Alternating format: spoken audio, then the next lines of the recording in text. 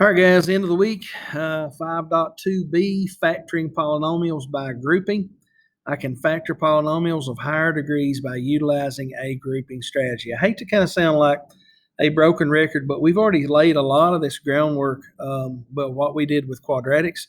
And so that's actually very helpful when it comes to this point of the year, because it would be very difficult to try to teach polynomials of a higher degree if you had not already kind of had some exposure to ones that are of lower degrees.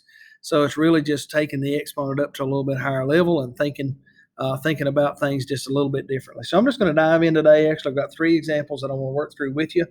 And again, I just want you to really pay attention to make sure that you understand where we're talking about here. I can factor. Okay, as soon as you see the word I can factor polynomials or factor anything, that I want you to be thinking about greatest common factor. Okay, always look for that greatest common factor every single time that you are attempting to factor anything. And you'll kind of see that as we kind of work through these examples. Let's just dive in again. Number one is 6x to the third plus 4x squared plus 15x minus 10. Okay, so again, I'm asked to factor this polynomial, and so the first thing I want to do is I want to look for GCFs. And again, I think I would focus first on the coefficients and just look at them and see if there's any common coefficients that I could, or greatest common factors that I could use. Remember, when you're talking about greatest common factors, you actually want to look at the smallest number and see. It's kind of weird, but you want to look at the smallest number, which in this case would be a 4, and think about the factors of 4. Will 4 go into 15, for example? Well, we know it won't. What are some of the other factors of 4? Well, the only other factors of 4 is 2 and 2 won't go into 15 either. Now, it will go into all these other numbers, but remember, in order to be a greatest common factor, then it has to go through every single one of these things, okay? It has to be common in all of them. Well, we don't have a common coefficient. As well as you notice here that we have an x to the third here, an x squared, an x, but guess what? Not one there, okay? So I don't have a common x as well. So what in the world am I going to do? I don't have any kind of GCFs that I can pull out of this thing. So what am I going to do? Well, it's the hints really in our notes. I can factor polynomials of higher degrees by utilizing a grouping strategy. So again, you should remember this from factoring quadratics, that I could actually create my own little groups here and try to factor these things this way. So I'm going to start over here with this first group, the 6x to the third plus 4x squared. And I want to, again, look for GCFs. So if I'm looking at 6 and 4, what would be a common GCF in both of those? Well, I know that 2 will go into both those numbers. So I'm going to go ahead and pull a 2 out to the front here, okay? As well, if I look at x to the third and x squared, how many x's do they have in common? Well, this one has 3 x's, but you notice that this one only has 2. So I only have 2 that I could really pull out. Okay, so 2x squared. And then from here, I just need to rewrite this as to what it would be. So 2 times what gives me 6? That would be 3. X squared times what will give me x to the third? Well, I need one more x. So let's go ahead and put an x there. And again, you can check yourself as you go to make sure it's working. So 2 times 3 is 6. X squared times x is x to the third. So all's well so far. Plus 2 times what will give me 4? Well, that would be 2. And you notice I've already got an x squared, okay? So I don't need another x here or anything else here for that matter. 2x squared times 2 is going to give me 4x squared. Now, you will remember from grouping before that whenever I get this first binomial, that I can go ahead and copy that binomial over here, okay? Because if I did my job correctly, this and this will be exactly the same, all right? So now all I have to do is think, okay, 3x times what will give me 15x? Well, 3 times what gives me 15? That would in fact be a positive 5. And let's just make sure this worked out. 5 times 3x is 15x. And 5 times 2 equals, positive 2. What in the world is going on here? How am I going to get that to work out right? I know what happened. I actually made a little mistake right here when I wrote down my problem. So when you copy your problems down, make sure you do it right. And this here should have been negative. I knew something was wrong when I got to that point. All right, and nothing had quite worked out. See, that's why you always want to make sure you write down your problem wrong, okay? So hopefully I didn't confuse you too bad. That should have been negative right there, which would have meant this would have been a -2. And when I copied it, it would have stayed a -2. And I didn't catch it till I got all the way to the end. See, it's, again, multiply it out and you can kind of see what happened. All right, so now that I've got all that fixed, all right, now you notice I've got these two terms out here that are kind of hanging out beside of the binomials that were the same, right? So those two things become my new group. So 2x squared plus 5. And then these other two parts just come down to here, okay? So 3x minus 2. And again, if I were to FOIL this back out, it should come up to exactly this right here that I already had up here. Matter of fact, let's do that just for fun. So 2 times 3 would be 6. X squared times x would be x to the third. 2x squared times -2 is -4x squared. 5 times 3x would be 15x, and 5 times -2 would be -10. Look at there, we come up with the same exact thing that we had up top, okay? So this would in fact be our answer right here. I know I got markings all over this thing, but the one in the green right here, this would be your answer.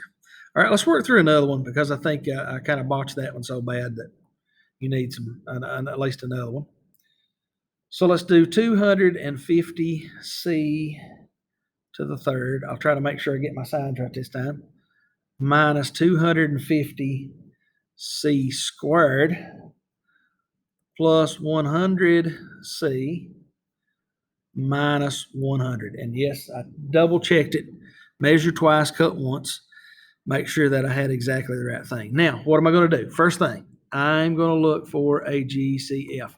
Is there a GCF in this thing? Okay, so first I'm going to look at my coefficients. I've got 250, 100, and 100. Is there a number that will go into all those numbers? Well, again, I'm going to look at my lowest number, which would be 100 here.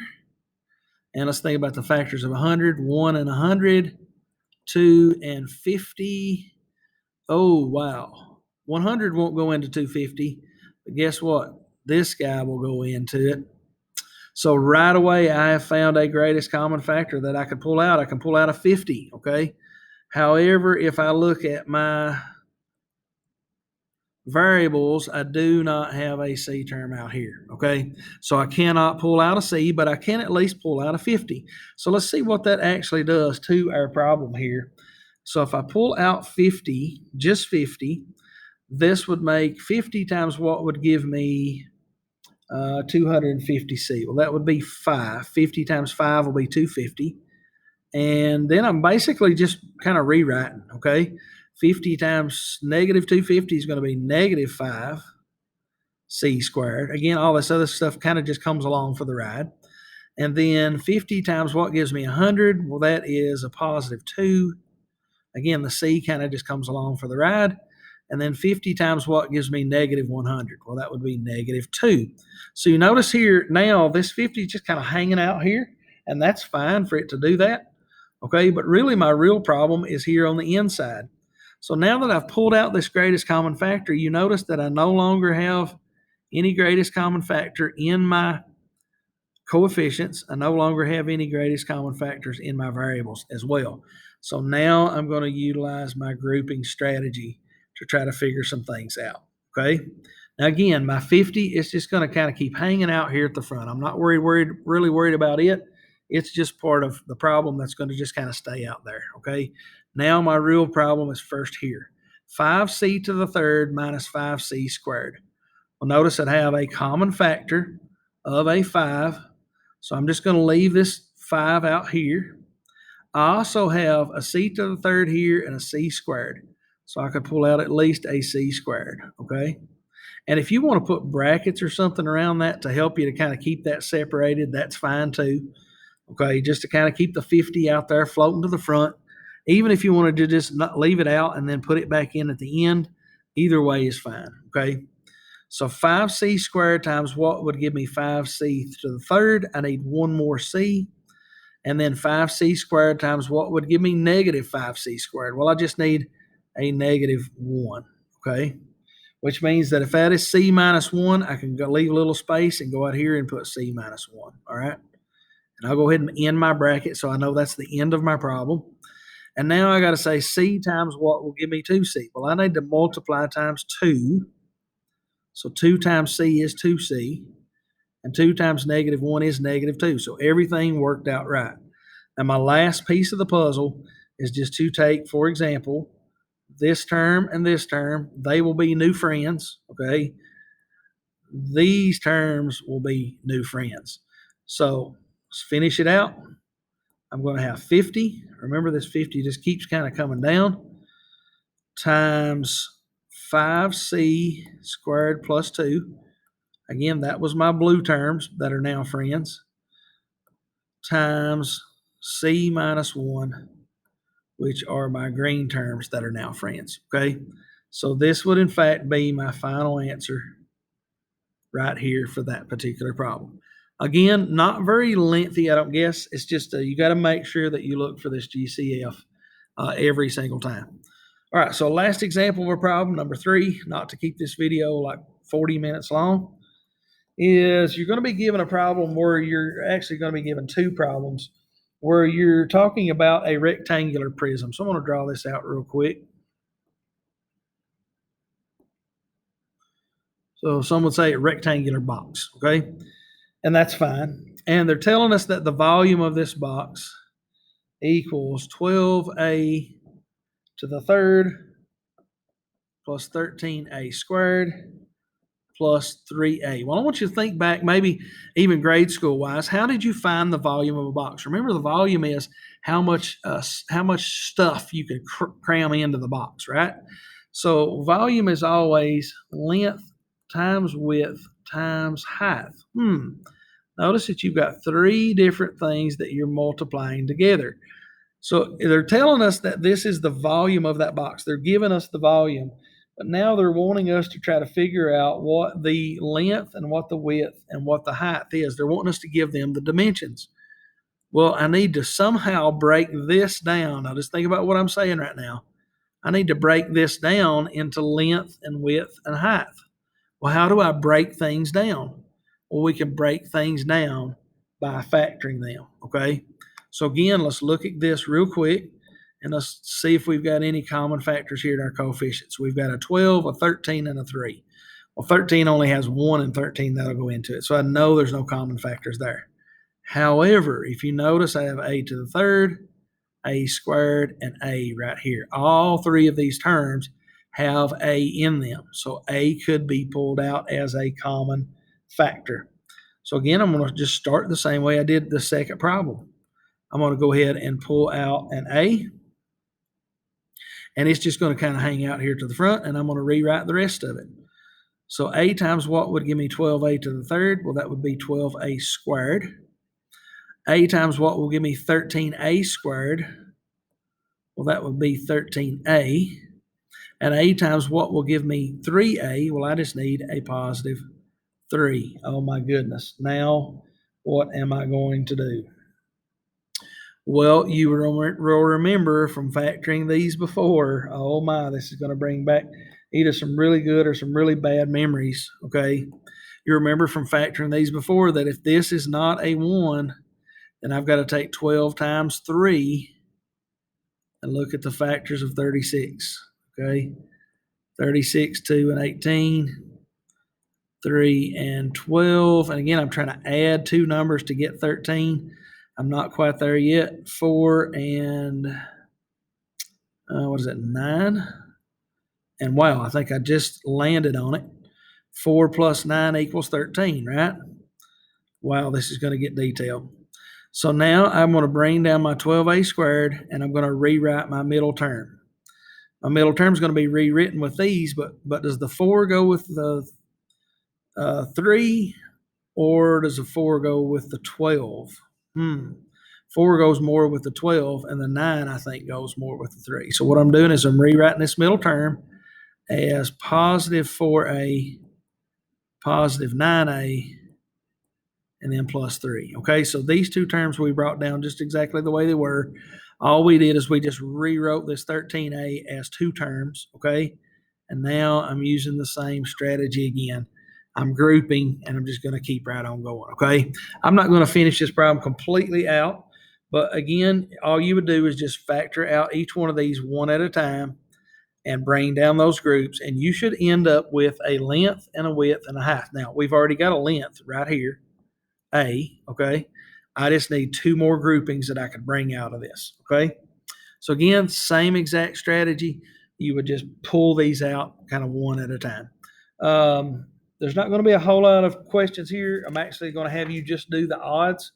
So you might have 10 or 12 questions here on this particular practice, okay? Because there is quite a bit to this, a lot involved. Actually, I may make that even less of an assignment, but if you have any questions or concerns, make sure that you reach out to us, and we'd be glad to try to help you with this as well. Again, this is really hard-nosed algebra. This is not something you can just plug into the calculator, but it is very valuable because you're going to use this again, I promise, in college algebra. So it's important that you know how to do it. All right, if you got any questions or concerns, reach out to us. We'd be glad to help you out. Thanks.